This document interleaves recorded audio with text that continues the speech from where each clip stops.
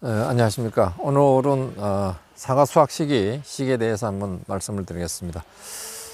저는 이제 11월 7일 이제 따려고 이제 그 마음속으로 생각하고 있는데, 이 사과를 수확하는 결정하는 그 요소들이 있습니다. 그래서 먼저 호흡량에 의해서, 호흡 측정에 의해서 이제 결정하는 방법이 있고, 또 성숙 단계에 가서 일수 예를 들어서 뭐 언제 과일이 만개했고, 그래서 계산 170일, 후지는 170일이니까 뭐 한 10월 25일이다 이런 식으로 할 수도 있고, 또 착색 정도, 색깔을 또 이렇게 보고 그래서 이제 할 수가 있습니다. 그리고 이제 뭐 당도, 맛에 의해서도 결정할 수도 있고, 그 다음에 당상비라고 있어요. 당상비. 후지의 경우는 그 당상비에 따라서 이제 결정할 수도 있고, 그 다음에 당도계를 이제 측정하는데, 또 이렇게 측정해 가지고 할 수 있는 방법, 이런 여러 가지 이제 방법들이 있는데, 제가 이제 그냥 좀 더 자세하게 이제 설명을 좀 드려볼까 합니다. 우선 호흡량에 의해서는 측정하게 되는 경우에는 사과의 성숙함에 따라서 호흡이 이제 감소하였다가 최대에 이르게 됩니다. 이 사과가 하나 따야 되겠네요. 제일 작은 걸 하나 따가지고 설명을 드리는. 사과가 이제 이렇게 있다고 하면은, 이 사과가 우리가 봐도 이제 완전한 성숙됐다 이렇게 보는데, 아직은 성숙된지 아닌지 잘 모르겠어요. 그래 이제 이러한 사과도 이 호흡을 하게 돼 있어요. 호흡을 하고 살아갑니다. 사실 살아요. 계속. 그런데 이제 호흡이 어느 단계에 가서는 이제 감소하게 되고, 또 최대 또 다시 이제 이 변화, 최대 이제 올라가는 그 시기에 있습니다. 이걸 가지고 클라이맥터릭 맥시엄라고 해요. 그러니까 이러한 시기가, 이러한 때가 당도가 이제 최고 높은 때입니다. 이럴 때 다시 말해서 에틸렌의 증가가 최대가 되는 것이죠. 이때 따지 않으면 또 이 산 함량이 떨어져요. 그런 시기에, 떨어지는 그 시기 직전에, 그때 이제 호흡에 의해서 수확한다. 이렇게 이제 보고, 그 다음에 성숙 단계에서 일수를 계산해서 이제 따게 되는 방법이 있는데, 우리가 후지 같은 경우는 이제 만개 일수가 170일입니다. 그 꽃이 피고 나서 170일 후에 이제 따게 돼요. 그러면 우리가 보통 보면 이제 5월 5일 정도 이제 만개로 봐요. 그런데 책에는 그렇게 나와 있습니다. 5월 5일 그 만개를 보는데, 이 지역마다 틀릴 수 있겠죠. 그래서 5월 5일 정도라면 수확 시기는 170일을 하니까 10월 25일 됩니다. 그래서 10월 25일에 이제 수확한다 이렇게 보시면 돼요.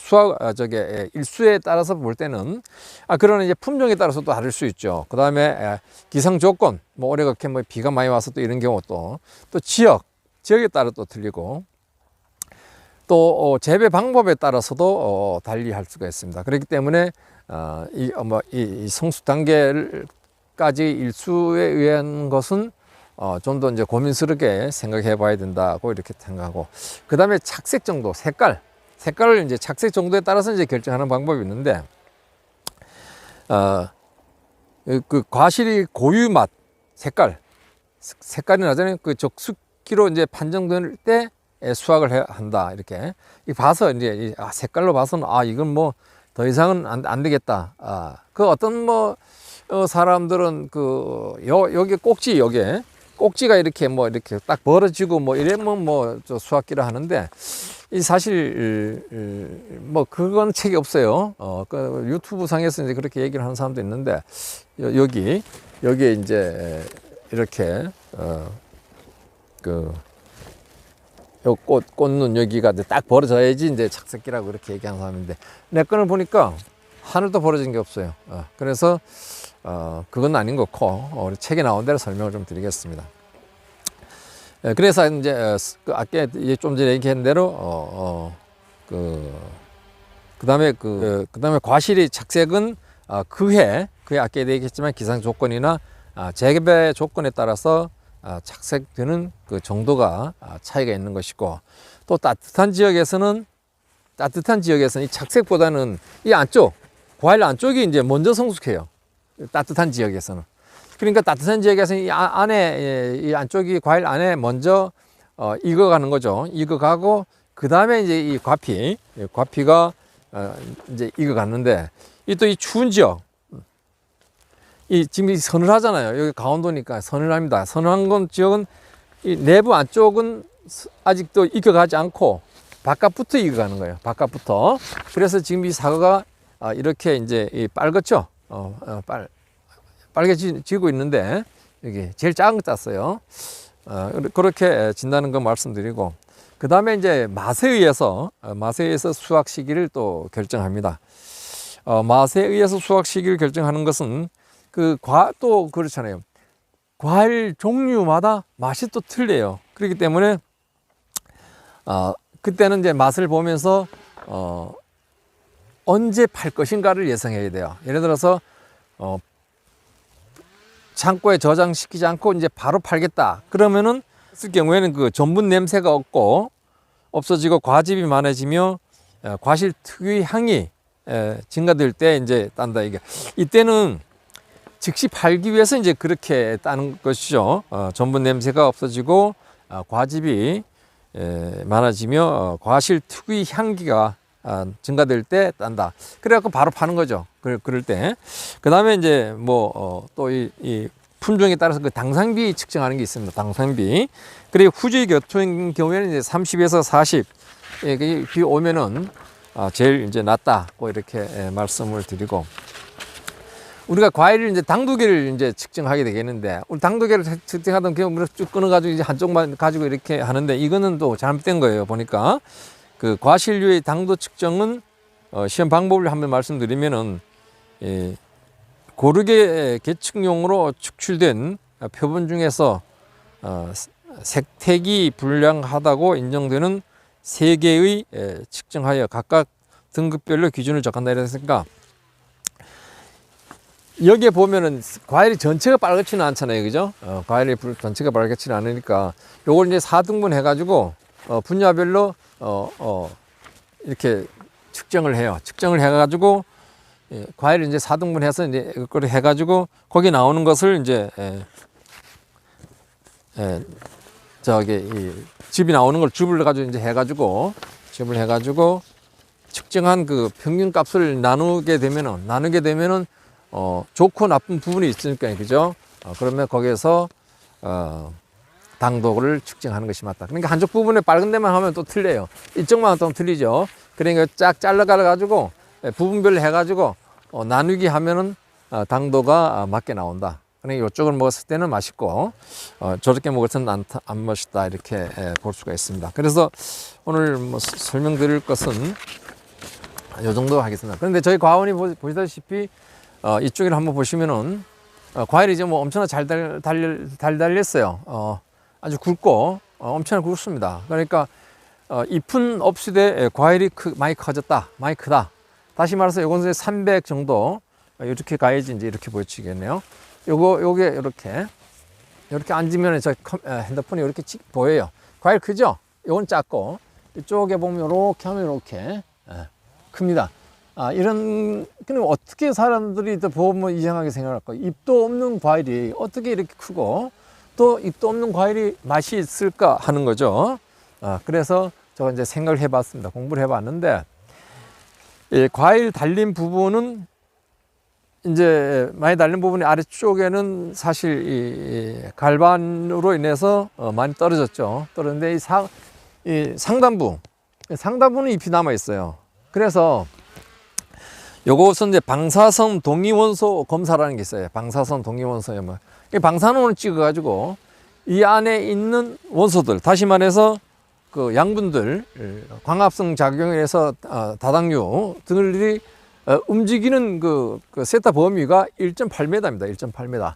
그러니까 1.8m니까 이 과일이 이제 3년밖에 안 됐으니까 저 위에 있는 잎들이 여기 영향을 다 주는 거죠. 그래서 이것이 저는 그 고민스러워했는데, 잎이 요 상단부는 남아 있어요. 세 보니까 아마 하나 보통 4, 50개 정도가 된다 하는데, 그렇게는 안 돼요. 그렇게는 안 되지만은 이게 상당 부어 있다가 저가 이제 잎을 따주고 뭐 과일을 돌려주고 할 시기에 이제 떨어졌기 때문에 저의 일을 많이 도와준 거죠. 돌리지도 않고 뭐 자연적으로 이제 약재를 뭐 그렇게 많이 안 치다 보니까 이런 것이 경우가 생기고 또 이제 흠집도 많이 나고 하는데 그래서 이 과일에 대해서 제가 이제 고민했는데 예, 이제 제가 뭐 당도 측정기도 없어요. 그래서 측정을 한번 해보고 이 과일 한번 이제 씹어 먹어 보겠습니다. 과연 이 과일이 어떻게 잘 뭐 맛이 있는지 없는지 지금 딸 때는 안 됐어요. 딸 때는 안 돼서 한번 먹어 보겠습니다.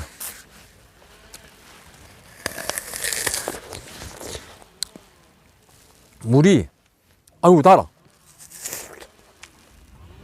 너무 달아요. 물이 막 떨어지죠? 이게.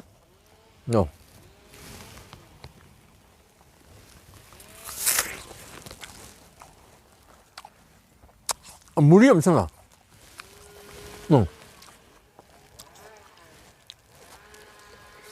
그래서 제가 이제 과일을 좀 맛있게 만들어야 된다. 맛있게 만들어야만이 이제 좀 가격이 좀 괜찮아도 고객들이 이제 사잡어요. 그래서 제가 이제 이 맛이 없을까봐 엄청 고민했습니다.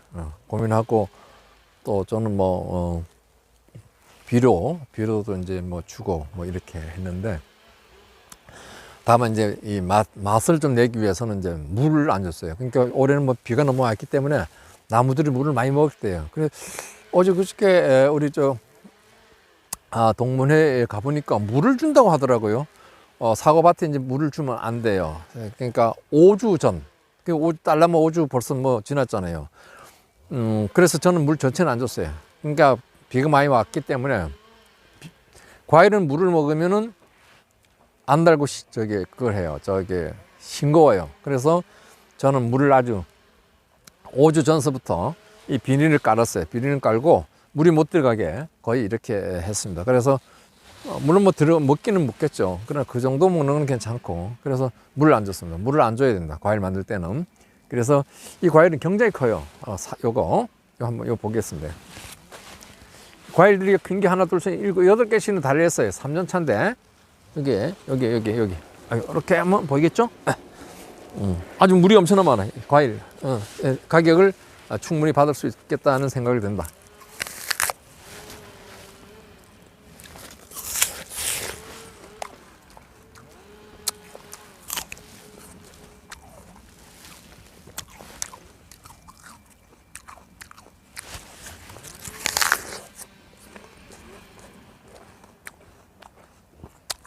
좀 달콤해요.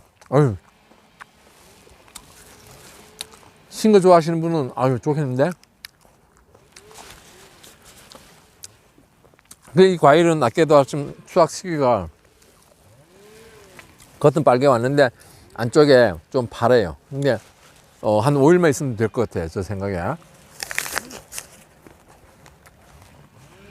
맛있다.